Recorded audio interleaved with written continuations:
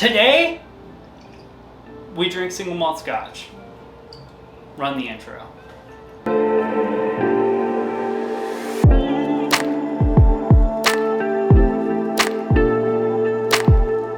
Welcome back to Tipsy Whiskey Shenanigans. I'm Steven. I'm Alec. And today, we review Glenlivet 15-year-old French Oak Reserve. French Oak Reserve. The Scots, man. They know how to make scotch. I think that's exactly how it works. Yeah, it is. Anyway, before we get into this video, please do us a favor and like and subscribe. We really support you. You really support us. I really support him. He supports me. We love you. Yep.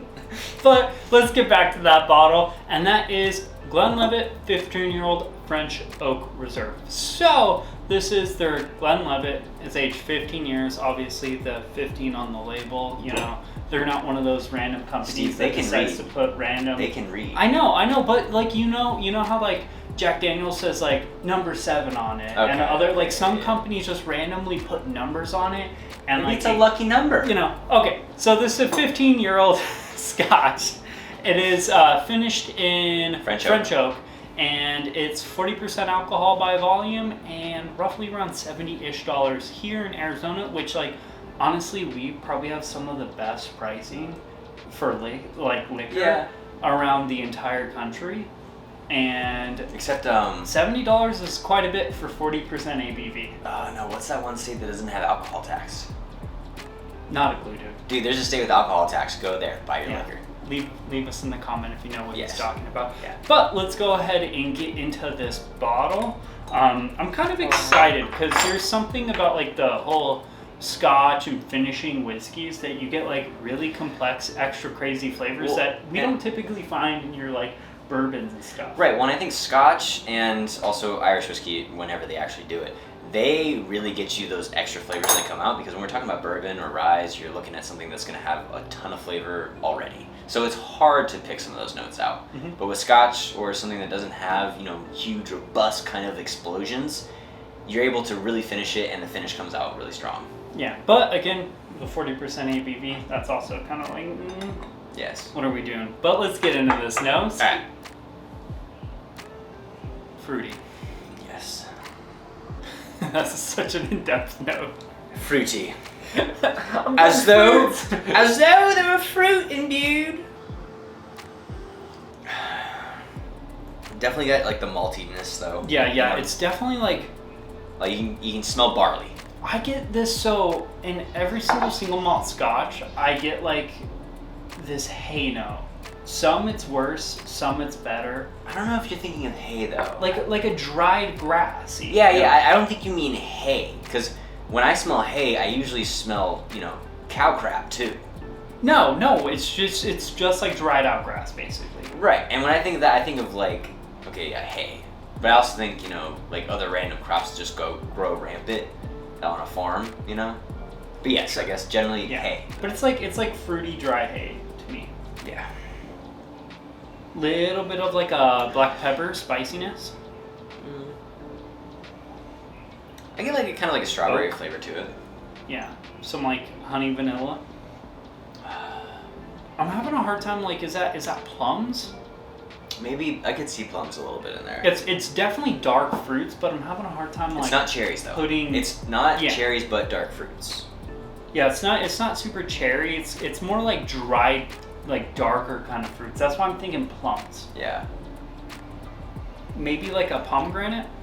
Even though pomegranates aren't super like dark, but like they have like a bold smell. They do. I don't know if I get pomegranate necessarily either though. It has this nice like little like crisp pear note too. Even though that's not a dark fruit, that's a super light fruit. Yeah. I'm getting a crisp pear. I mean, I agree with you on the plums. I don't know about the pomegranate. I can see the pear. For me, it's definitely like a strong strawberry mixed with like a little bit of almost like blackberries. Okay, I'll give you blackberries. Yeah.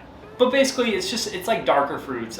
Also a little bit of like a leathery note. Let's go ahead and get on the palate. See, but that's where I think that these, finished scotches don't live up to it, is in the palate. Yeah, the palate is it's light. It's lackluster compared to the nose. The nose is rich and it has so much flavor, but the palate it's like Actually, the only thing on the palate that I can say is different from the nose and from like a general palate taste is a lemony note at the end.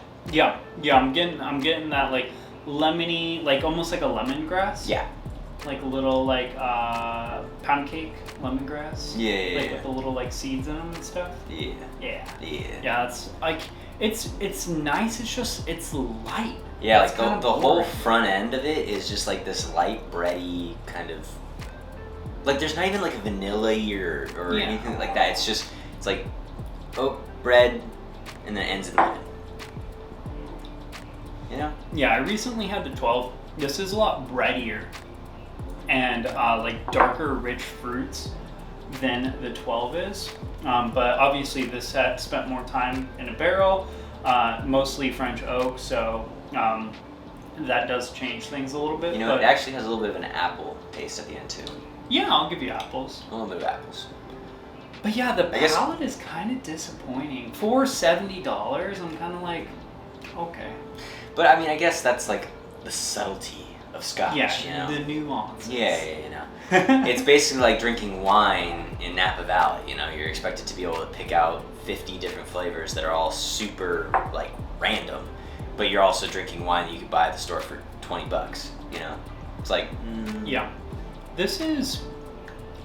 It's not bad. No, it's not bad. I don't it's just say not it's bad. $70. Yeah, the nose is wonderful. The palate, it's a little flat. It's a little boring. It goes flat almost like immediately, and then the finish is I would say long.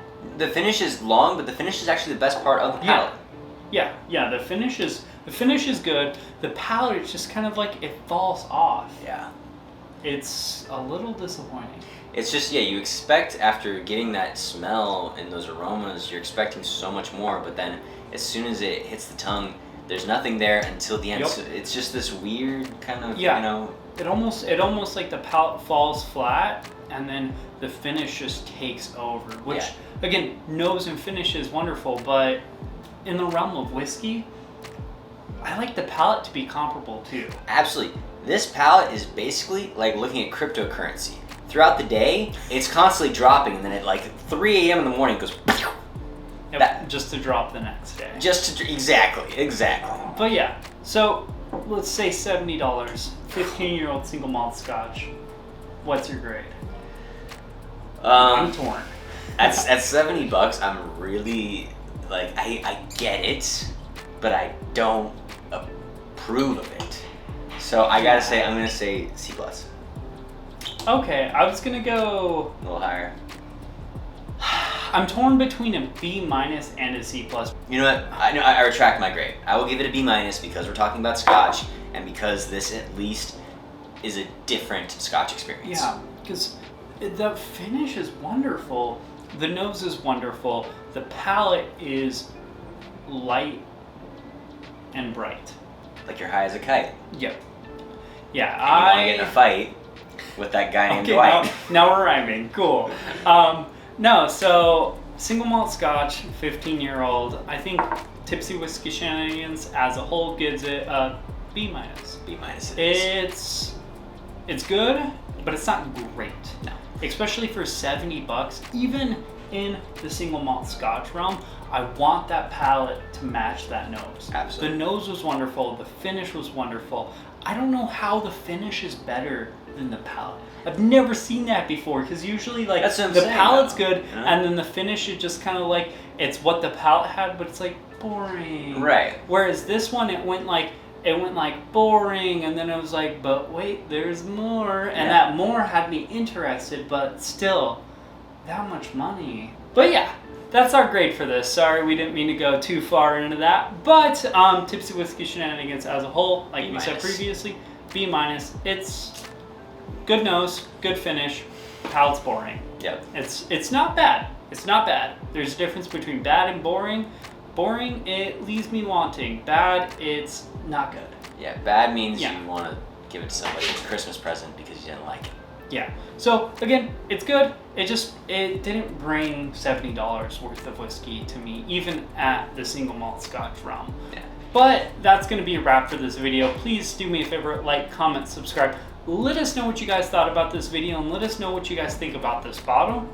Yeah, and for sure check us out on Instagram and Facebook. Our single bottle reviews are honestly meant to be for you. If you think that there's a bottle on here that didn't do good, tell us. If you think that there's not a bottle on here that we should have, tell us. Anyway. Cheers, y'all. Cheers. We'll see you later.